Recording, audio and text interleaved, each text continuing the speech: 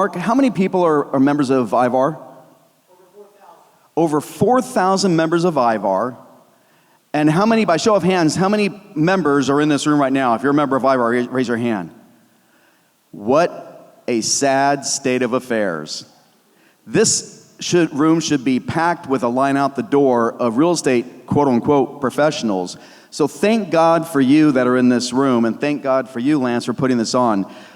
Putting butts in seats is hard work, and what you've done here is phenomenal because it is a ton of work, a thankless job at times to put this on. And you truly do it for the good of the community. So, blessings to you. Yeah, you're welcome. 100%. Yes, give them a round of applause. The worst thing that could happen is that the people that are professionals in this room that make a living selling real estate or doing loans for real estate would keep this information that Chris just shared a secret. And that's what drives me crazy. I tell real estate professionals, they go, well, I'm always afraid to go on camera because I don't like the way that I look and sound on video. I got a secret for you. That's how you look and sound. So create a video, doesn't matter how good or bad you are, and disseminate the information because Confucius say that a confused mind will always say no. The people that are in your sphere of influence, you need to influence your sphere because you're the professional. They are confused. And the headlines, as Chris pointed out, are either doom and gloom or boom and zoom because that's how clickbait works. They've got to get an emotional reaction out of you. So you click on it and you go, holy shit, the whole world's coming to an end. It's not. Since 1941, there's only been 7 years where we didn't see appreciation, and 3 of them were during the Great Recession here in the last decade. That means 73 years since 1941 there's been appreciation, even following phenomenal years like we've seen here in 2020 through the first half of 2022. So don't bet against housing. You're in this business for a reason. I'm a housing advocate just like you guys are, and man, we've got to get our pants on fire and get out there and share with the public. Amen. It's sad. You guys know I'm pretty transparent. You guys realize I have more agents that work at my office than are physically in this room. It's pretty fucking sad. Well, Lance, I always tell people, I've got the same I don't know, maybe problem. we need to go in and we need to do a little house cleaning because as Chris just said, raise a hand, I don't know, maybe 40 of you said, hey, I'm a realtor. And I know it rained, and I know we did whatever. And the last time we were in this room, we had about 700, and I know we're coming back to a live event. But I have a theory with this, and I'm going to shut up and let Chris give you some more thoughts. I'm a 95-5er, guys. And some of you on social media might say something, and I'll just reply back 95-5, and most of the time I get no reply back, and I know you have no idea what I'm saying. And what I'm saying is it's an 80-20 rule. 80% of the business is done by 20% of the agents. I've thrown that out years ago. 95% of the business is done by 5% of the agents. I believe in this marketplace that's going to continue to compress. So if you're in this room, I don't know whether you're a 5%er or not, but I think you at least have an opportunity to be a 5%er. And this is where you take everything that Dr. Thornburg said and Chris Sorensen's talking about, and you go out and you capture market share. You've got to go out and capture market share because if we are going to see some compression in transactions, it's okay because the number of people that are going to be impacted by that and give up and they're going to have their head in their sand and all the rest of it happens to be. But we really got to take advantage of this information and go out and put it into a business plan that makes sense. So, Chris, I didn't want to kind of spin your train of thought in a different direction, but you mentioned Barry Habib, MBS Yes. Highway. I've not been following him for that long. So for me, it's maybe been 2 years. Okay. You've probably been listening to him for... He's a brother from another mother. There you go. So, and you had mentioned he had won the Crystal Ball Award. Explain to the audience a little bit about what that is and why we think Barry's such a rock star. Yeah, how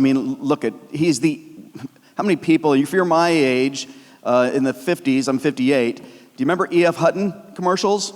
Okay, he's E.F. Hutton for the mortgage industry, and he and Dave Savage are phenomenal, but they teach our industry how to teach the real estate community with empirical evidence and give you the communication tools to convey that information out to the public. And Zillow and Pulse Economics, they combined to put on an award they look at the top 50 forecasters, people who predict what the economy is going to do in the housing and finance sector, and they give them an award for the most accurate forecasters. Some people have won it one time. Barry Habib has won it one time. But then nobody's won it twice. Barry Habib has won it twice. And it was unheard of when he won it a third time. I mean, the guy's good. And so you can bet against him if you want. That's up to you. Or you can become a millionaire by following him. That's what I choose to do. And so now you need to take that information and share it with your clients and bring true value.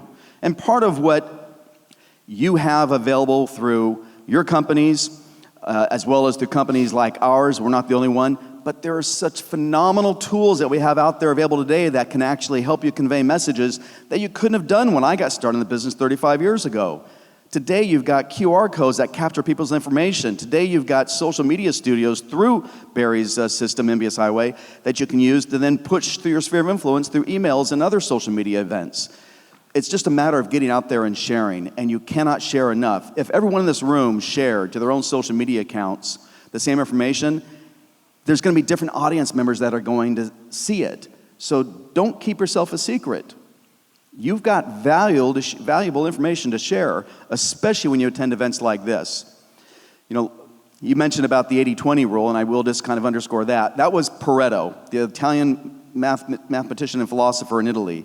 He noticed that 20% of the pea pods produced 80% of the peas. And then he took that same rule and looked at 20% of the landowners owned 80% of the land in Italy. And he just continued on that philosophy. We now call it the 80-20 rule.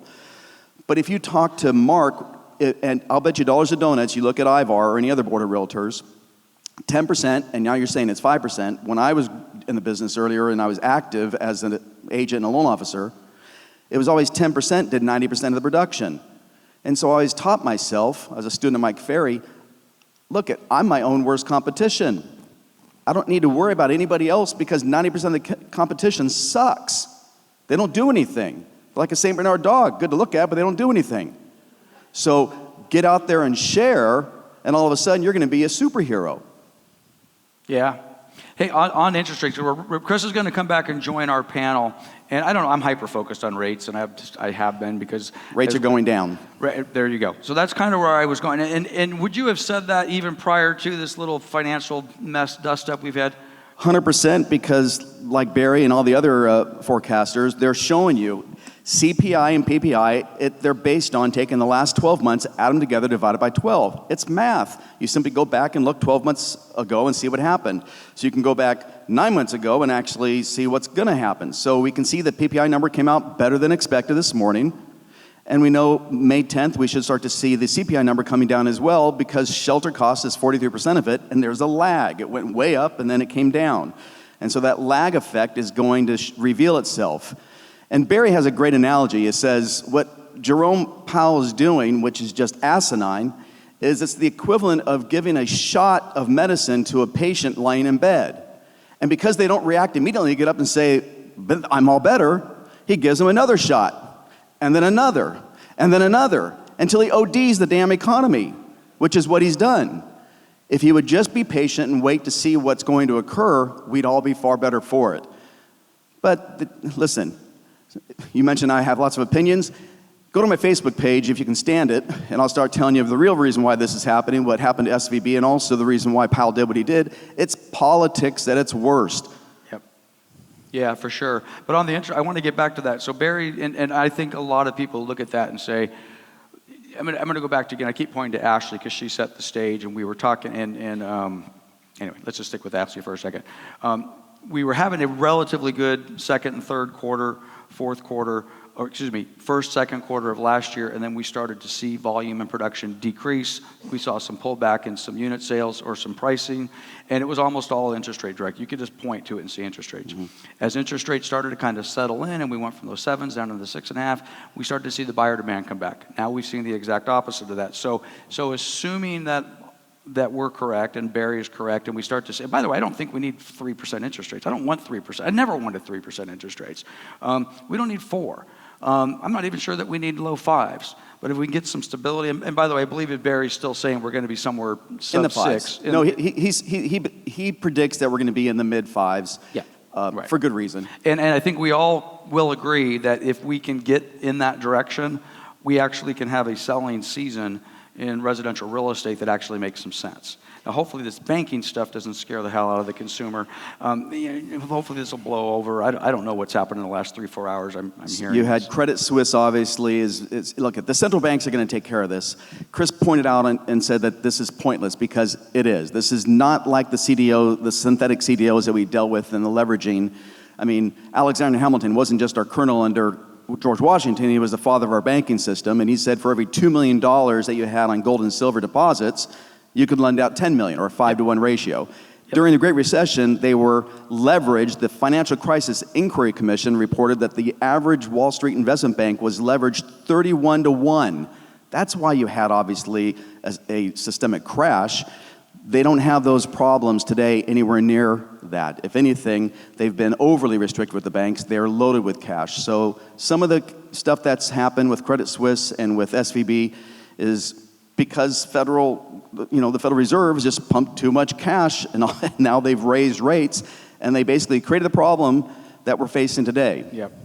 Okay, Chris, we're going to bring you back up for a panel. We have more to add. By the way, you need to answer your phone because Barry just called. Your vibrating pocket was Barry's alert to lock or something like that. So.